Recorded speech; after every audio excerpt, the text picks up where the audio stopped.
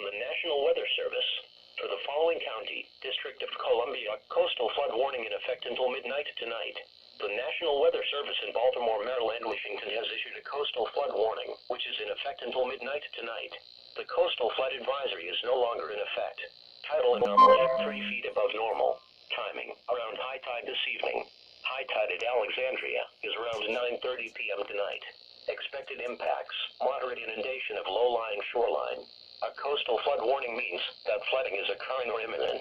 Coastal residents in the warned area should be alert for rising water and take appropriate action to protect life and property.